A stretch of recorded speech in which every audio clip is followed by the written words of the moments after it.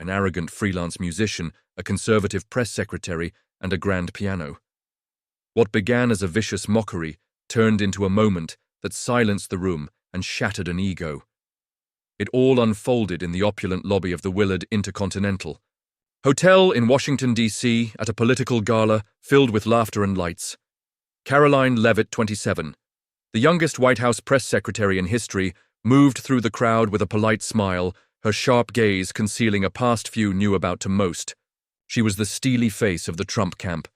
But beneath that music had once been a passion she buried. Then the doors swung open, and Ethan Caldwell strode in, a renowned pianist, a darling of the left, with a smug grin and an air of arrogance, the clinking. Glasses and murmur stopped as he marched straight to the piano in the corner without a greeting. Ethan locked eyes with Karoline, his voice ringing out, "Can the press secretary play, or does she just pound keys?" For Trump, laughter erupted from a few.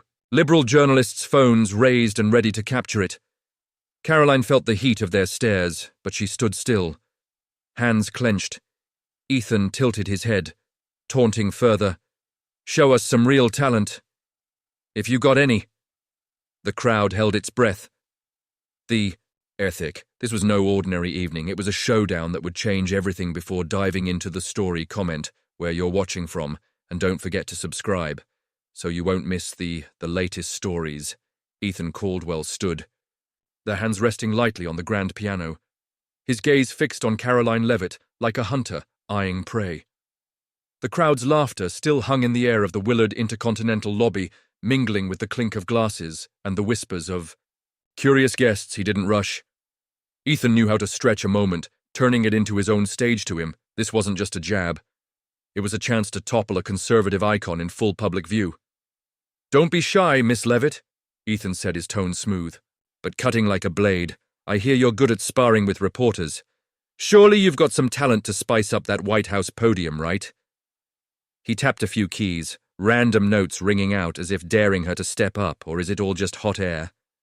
Karoline stood, frozen, feeling the floor beneath her tremble. The chandeliers above cast light on her sleek black dress, but now it felt like armor under scrutiny. She glanced around, liberal journalists' phones in hand, and smirks on their faces waited for her to crash. A few conservative politicians murmured to each other, eyes wary. She'd faced attacks before, but this was different. Ethan wasn't just hitting her role. He was digging into something deeper, something she'd buried long ago. Ethan stepped away from the piano, arms spread like a Broadway star. "Picture this," he said, his voice rising to pull the room in. The White House press secretary, mouthpiece of McGaw, sits down and plays a tune. What'll it be, a New Hampshire folk song, or just some clumsy keyboard banging? Laughter broke out again, louder, sharper.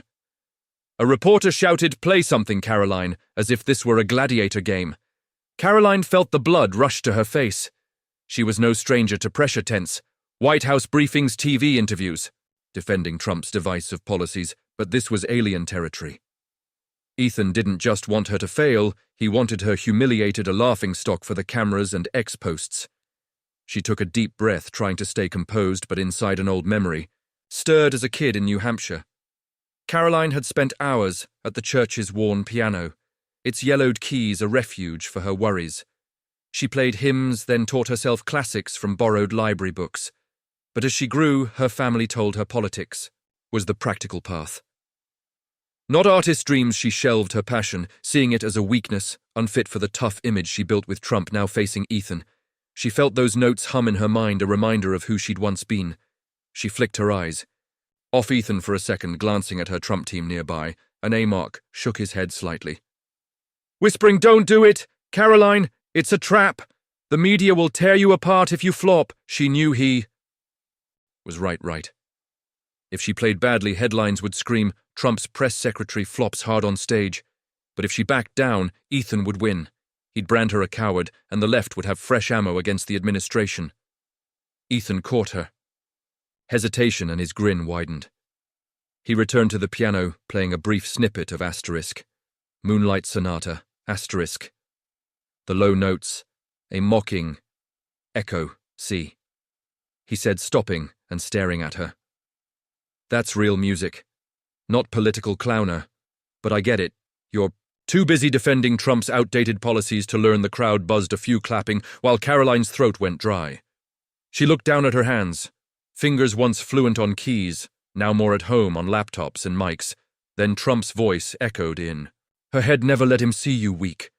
Karoline, fight back, always fight back. She'd lived by that in every political battle from her days with Elise. Stonic to White House briefings. How was this any different? Just another foe, another weapon, Ethan. Stepped closer, his voice dropping, but still audible to, all you know I've played for social justice events. Stuff you and your boss sneer at. But I bet you don't have a clue what real art is. Prove me wrong if you dare. He pointed to the piano like it was a Roman arena, and she a gladiator, forced to fight the pressure mounted. The crowd's laughter buzzed in her ears like bees' phones. Rose higher, flashes popping. Mark whispered again, walk away, Karoline, don't let him win like this. But Ethan's eyes, arrogant, daring, as if certain she'd run, lit a fire in her. She couldn't let him win that easily, not tonight, not in front of everyone. Karoline took a deep breath, her gaze locking onto Ethan. Fine, she said, her voice low, but clear, slicing through. The noise, watch yourself. Karoline Leavitt stood there, her eyes locked on Ethan Caldwell, her challenge, watch yourself, hanging in the air of the Willard Intercontinental lobby. The crowd went quiet for a beat. Then whispers erupted like waves rippling. Through silk-draped tables and glittering chandeliers, Ethan smirked, but his smile wasn't as sure now. A flicker of unease crossed his face, as if he just realized he might have ignited something beyond his control. Oh, fantastic, Ethan said, his voice still smooth, but tinged with strain. He turned back to the piano, patting its lid like an invitation. I'm really looking forward to this. Don't let us down. Miss Leavitt, or should I say spokesperson of the Keys. A few. Chuckles came from the liberal reporters' corner. But they lacked the earlier gusto. The crowd was waiting, and Karoline felt the weight of every stare. She took a small step forward, her heels clicking on the polished wood floor inside, though she wasn't sure. Her heart pounded. Threatening to break through her chest. This wasn't the White House briefing room where she could lean on facts and wit to strike back. This was a bare stage where every slip would be ruthlessly exposed. She glanced at Mark, her aide still nearby, his eyes almost pleading, don't do this, Karoline, get out. Now she knew what he was thinking. If she crashed, it would be a perfect gift for the liberal media, a viral clip to mock her and Trump. But then Ethan's words echoed back. I bet you don't have a clue. What real art is, it wasn't just a taunt. It was a knife to her pride. Who did he think she was? A soulless political puppet. No depth, no talent. She clenched her fists, nails digging into her palms. No, she couldn't let him win like that. She couldn't let him turn her into a punchline in front of everyone, her supporters, herself. Another memory flashed, not the church piano days, but her first real taste of pressure.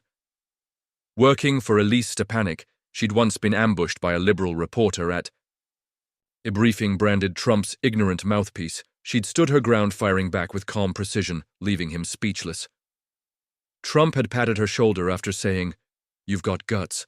Karoline never let him bring you down. Now facing Ethan, she wondered, how was this different? Just another enemy, another battlefield.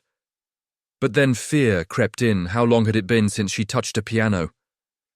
Those practice nights in a cramped New Hampshire room were a hazy memory. Her hands were used to typing emails, gripping mics, not gliding over black and white keys. What if she played badly? What if she forgot mid-song?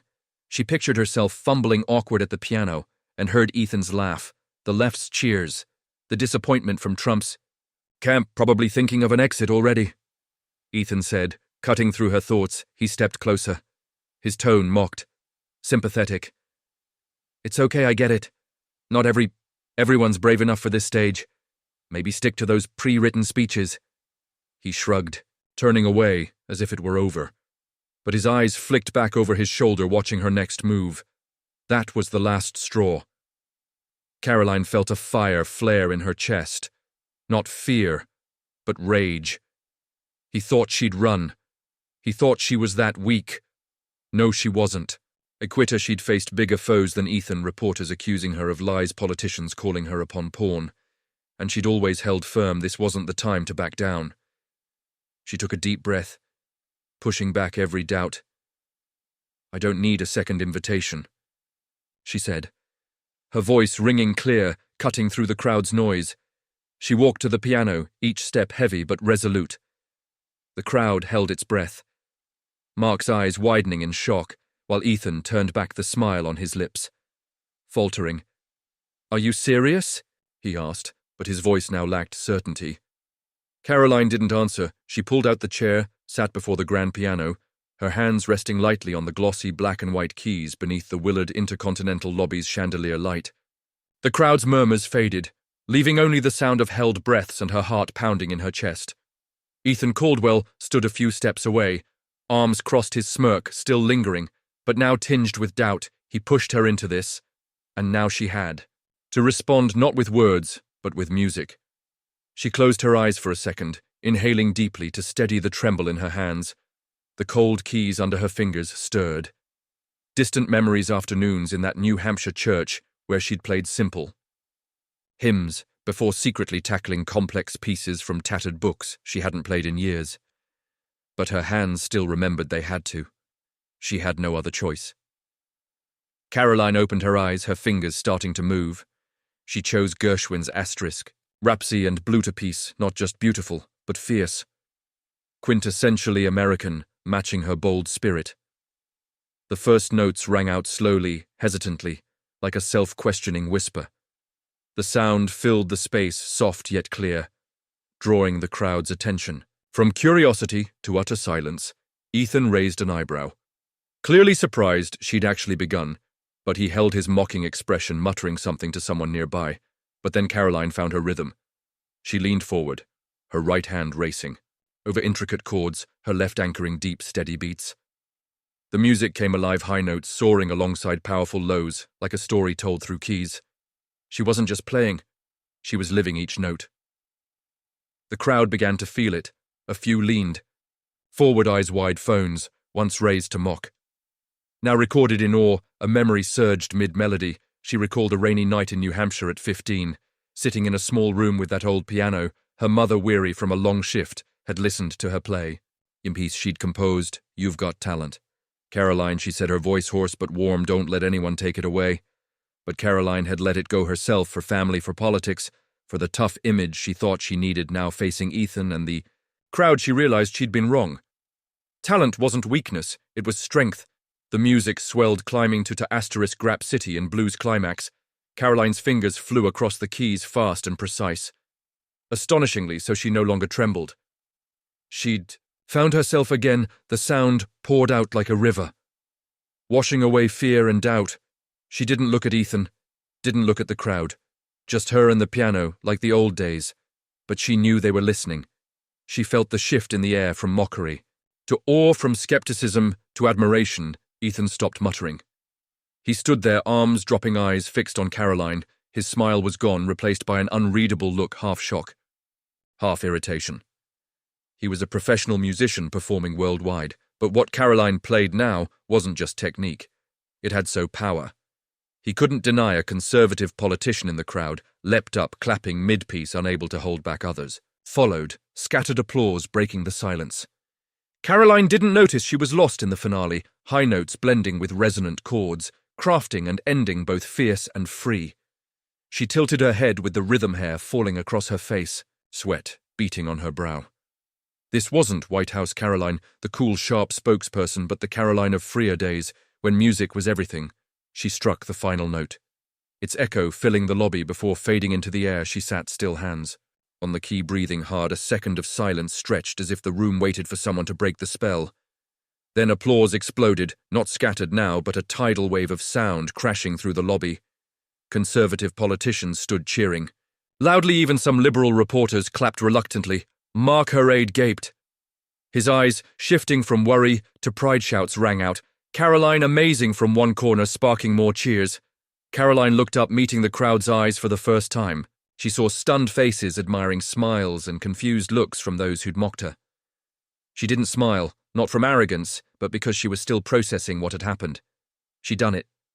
She'd stepped through fear, through taunts, and turned it into something greater. Then her gaze found Ethan. He still stood there, hands in pockets, his face stiff as he tried to stay composed, but she saw it, the flicker in his eyes, the way he bit his lip to hide a real reaction. He hadn't expected this. He'd Wanted her a laughingstock, but now he was the one. Silenced, Ethan clapped slowly, the sound lost in the crowds. Roar, not bad, he said loud enough for her to hear, but the arrogance was gone. Karoline stood pushing the chair back, her leg still shaky, but her back straight. She said nothing. She didn't need to, the piano had spoken for her. The applause still echoed through the Willard Intercontinental lobby as Karoline Leavitt stepped away from the piano, her footing firmer than when she'd sat down. The sound of asterisk rapidity and blue asterisk lingered in the air, a potent aftershock that left the room vibrating. She didn't look at Ethan Caldwell right away. She didn't need to. The crowd's cheers, the stunned looks on faces that had once sneered, said it all. She turned his challenge into her triff. Ethan stood a few steps from the piano, hands still in pockets, but his posture was stiffer now. The smirk that had been his weapon was completely gone, replaced by a forced, neutral expression. He clapped slowly, his sporadic claps drowned out by the crowds.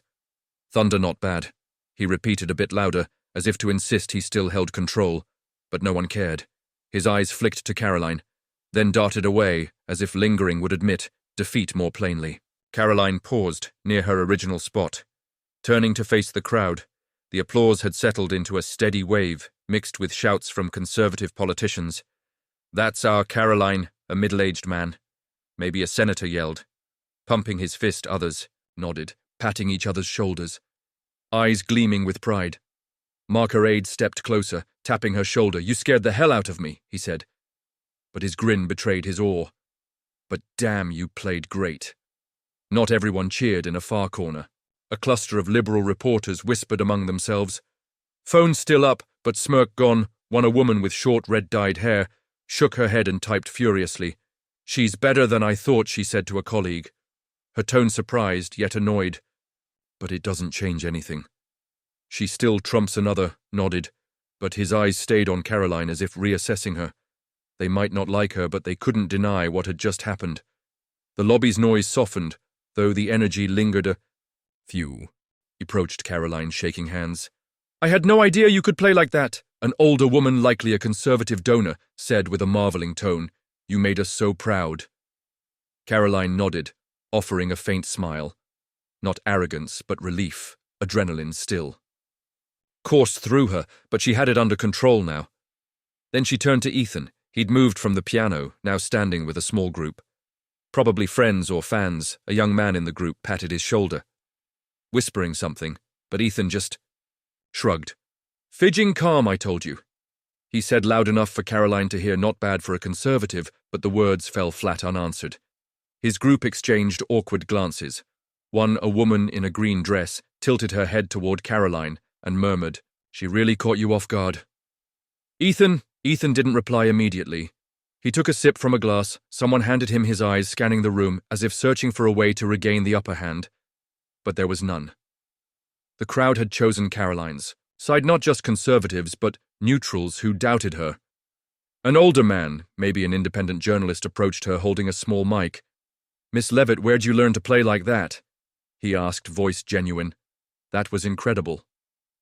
Karoline smiled, faintly saying thanks. I learned a long time ago, but I never forgot. Meanwhile, outside the lobby, phones buzzed non-stop. Social media had erupted. Trump supporters on X posted clips of Karoline playing, captioned, Our press secretary just crushed the left with talent. A big influencer, wrote Karoline Leavitt, Mag's secret weapon. Who's laughing now? Hashtags like #Karoline plays and #Magar music spread fast, racking up hundreds of shares in minutes. Even some neutral accounts chimed in. Not a Trump fan, but I've got to admit she's good. Ethan glanced over his shoulder, as if sensing the shift out there. He frowned, gripping his glass tighter. They're overreacting, he said to his group, but his voice lacked conviction.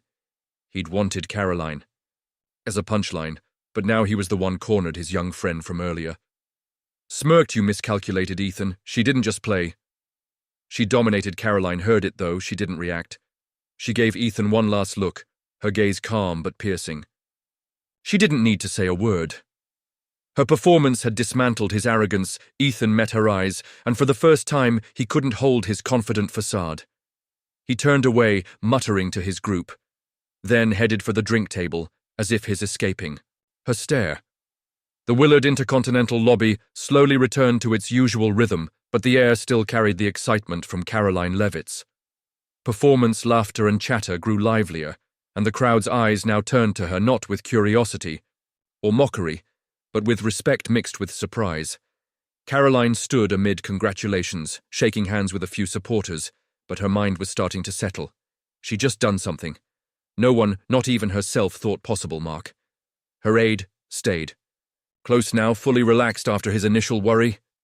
You know, he said, a chuckle in his voice. I was picturing the liberal media tearing us apart tonight, but you turned it into a win.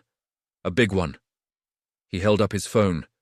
The screen lit with notifications from X. Look at this, they're calling you the Queen of MAGA. That video's past 10 million views already. Karoline glanced over, seeing like Karoline Leavitt crushes the left with keys, and this is why we win. She gave a faint smile but said nothing. She hadn't played to win anyone over, she'd played for herself, a group of Trump supporters. Surrounded her voices buzzing with enthusiasm. You gave that liberal a lesson, an older man said, clapping her shoulder. He thought he could embarrass you, but you made us so proud. Another woman jumped in. I'll tell this story to the world, our press. Secret secretaries, a real artist. Karoline nodded, thanking them, but her eyes scanned the crowd, seeking Ethan. Caldwell, he'd vanished from the room's corner, likely dodging her gaze and the attention he no longer controlled out there on social media. The storm hadn't stopped. Posts from conservatives kept spreading, turning her performance into a symbol of MAGA strength. A big influencer wrote, Karoline doesn't just talk, she acts. The left wanted to take her down, but they lost. Even neutral accounts joined in, one saying, I don't like Trump, but credit where it's due, she's got talent. Not everyone praised her, though. A liberal reporter posted, playing piano. Well, doesn't fix Trump's bad policies, don't let this stunt fool you, but even that critique couldn't dim the moment's heat. Karoline stepped away from the crowd, finding a quiet corner near a large window overlooking Washington, D.C. streets. She needed to breathe, to think the lobby's noise still hummed, but now she only heard her heartbeat slow and steady. She'd done it, not just beating Ethan, but conquered her own fear. She recalled sitting at the piano, those first notes ringing out when she thought she'd fail, but she hadn't. She'd reclaimed a piece of herself, one she'd buried since her New Hampshire days. She pulled out her phone, texting her husband, Nicholas Rio. Guess what? I just did. She smiled, imagining his reaction. The quiet man. 32 years her senior, always her biggest fan. Later she left the event, heading back to their small apartment outside D.C. Stepping inside, she saw Nicholas in the living room, their months-old son asleep in a crib beside him. I heard about it, Nicholas said, standing to hug her. Social media is going wild over you. Karoline laughed, feeling truly at ease for the first time tonight.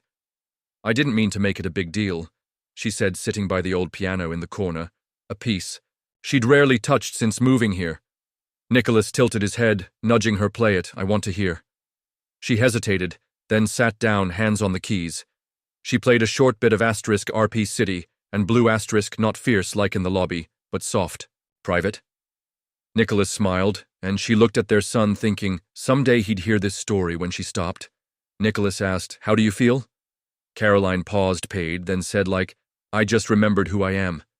She'd once thought music was a weakness, unfit for her tough press secretary role. But tonight changed that. It wasn't something to hide, it was part of her, a strength she could carry. Even in the fiercest political battles, she stood gazing out the window into the night. Ethan might have lost tonight, but she knew the left wouldn't stop. They'd find other ways to attack her, to bring down her and Trump. But she wasn't afraid anymore. She'd faced one of her foes not with words or strategy, but with her true self, and she'd won back at work. Tomorrow she'd step into the briefing room with new confidence. Not just Trump's spokesperson, she was Karoline Leavitt, who just reminded the world she wasn't only a political face, she was an artist, a fighter, and she wouldn't let anyone forget it. The piano in her mind still echoed a testament that she could do anything.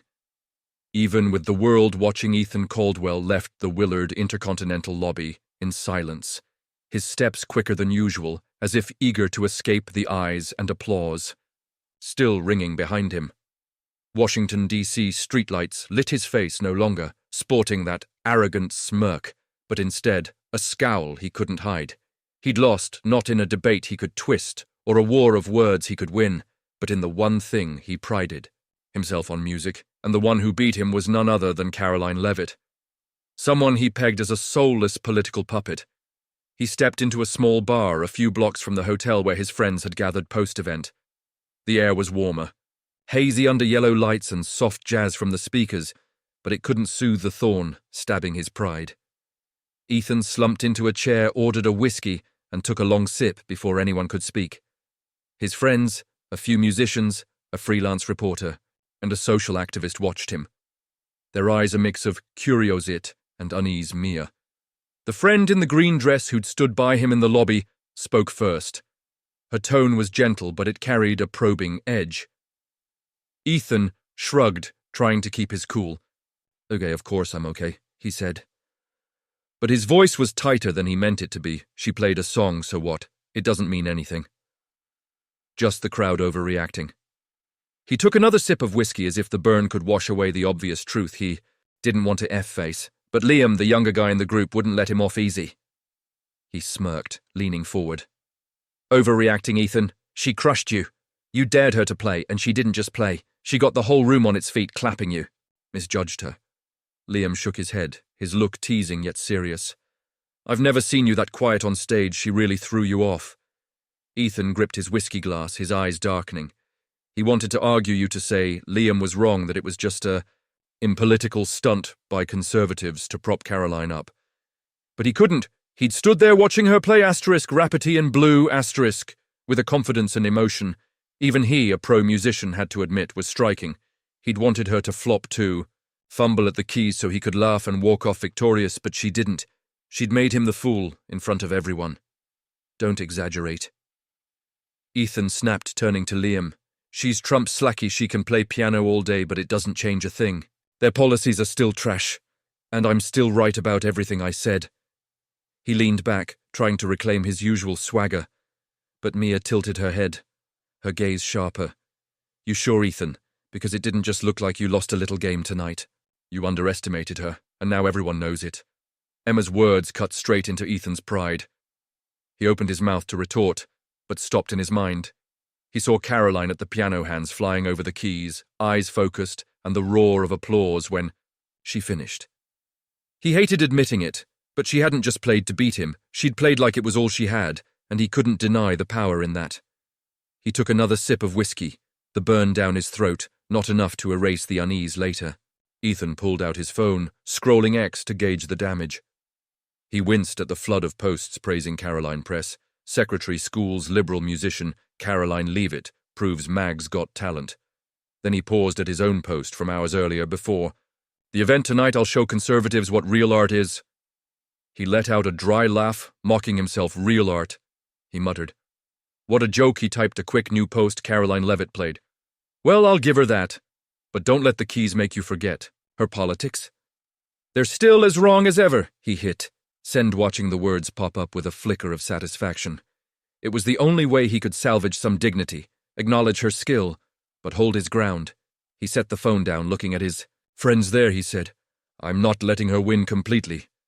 Mia raised an eyebrow. "You sure? Because I think she's already won. Not just tonight, but in the eyes of everyone out there." Ethan didn't reply. He stared out the window, his gaze distant. He knew Mia was right. But he couldn't admit it, not to them. Not to himself. Karoline might have silenced him on stage, but he wouldn't let her take everything. He was still Ethan Caldwell, musician, activist, man of the left. And he'd find another way to fight. Back, just not tonight. Ethan Caldwell might have left the bar with his whiskey and the scraps of his pride. But the story from that night at the Willard Intercontinental didn't end with him. Karoline Leavitt had stepped onto the stage, faced the mockery of an arrogant liberal musician, and used her own talent to shut him down. She didn't just play the piano, she proved something bigger. Talent and strength aren't confined by political lines. Whether you stand with conservatives or liberals, while Ethan tried to salvage his dignity with a late ex-post, Karoline had left an indelible mark, not just on the crowd, but on herself. This story isn't just about a performance or a showdown. It's about overcoming prejudice from others and from within. Ethan saw Karoline as unworthy of art, a Trump puppet with no depth. But she showed him and the world who she was, a strong woman, a hidden artist, a fighter unafraid to rise when challenged. She didn't need words to strike back, her piano did the talking. Loud and clear, and Ethan, though reluctant to admit it, couldn't deny that the message here is plain. Don't let anyone define your worth, no matter where they stand on the political or life spectrum. Karoline once hid her love for music, thinking it didn't fit her role. Ethan thought he didn't want to F-face, but Liam, the younger guy in the group, wouldn't let him off easy. He smirked, leaning forward, overreacting. Ethan, she crushed you. You dared her to play, and she didn't just play. She got the whole room on its feet clapping you. Misjudged her. Liam shook his head, his look teasing yet serious. I've never seen you that quiet on stage. She really threw you off. Ethan gripped his whiskey glass, his eyes darkening. He wanted to argue you to say Liam was wrong, that it was just a political stunt by conservatives to prop Karoline up. But he couldn't. He'd stood there watching her play *Grappity and blue * with a confidence and emotion. Even he, a pro musician, had to admit was striking. He'd wanted her to flop too. Fumble at the keys so he could laugh and walk off victorious, but she didn't. She'd made him the fool in front of everyone. Don't exaggerate. Ethan snapped, turning to Liam. She's Trump's slacky. She can play piano all day, but was superior because of his ideals. Both were wrong, talent and grit. Don't care about the labels you wear. You can be anyone, an office worker, an artist, a dreamer, and still have the power to shake the room if you dare to step up. So what about you? What are you hiding because you fear judgment, a dream, a talent, a piece of yourself? Share it in the comments. I want to hear your story. Don't wait for someone like Ethan to challenge you into action. Take inspiration from Karoline and start today. If you like this story, hit subscribe for more journeys of breaking limits. Who knows, next time it could be your story. The tale of Karoline Leavitt and Ethan Caldwell mirrors the deep polarization in American society today, where politics doesn't just divide opinions but shapes how people judge each other's worth. Ethan, an arrogant liberal musician, challenged Karoline, the conservative press secretary, to play piano as a taunt, reflecting a common U.S. trend labeling and underestimating others based on ideology, like how liberals often see conservatives as culturally shallow or vice versa. But when Karoline sat down and played * raps and blue * with raw emotion, she didn't just silence Ethan. She shattered that stereotype, reminding us that talent and humanity transcend party lines. The social media explosion afterward, with hashtags like #CarolinePlays and praise for conservatives, shows the power of media to amplify every moment of familiar reality in digital age America. The lesson here is this: don't let political labels or others' mockery stop you from showing who you are. Ethan lost because he underestimated Karoline. She won because she stepped up despite her fear, like when her hands shook at the keys, but she played anyway in today's America, where social media pressure and political divides can make you hide your passions or opinions. Take a cue from Karoline. Face the challenge. Whether it's an arrogant coworker or a nasty ex-comment, let your talent and resilience speak like she did in the Willard Intercontinental lobby. If you enjoyed this story, hit that subscribe button so you don't miss what's next. See you in the upcoming video.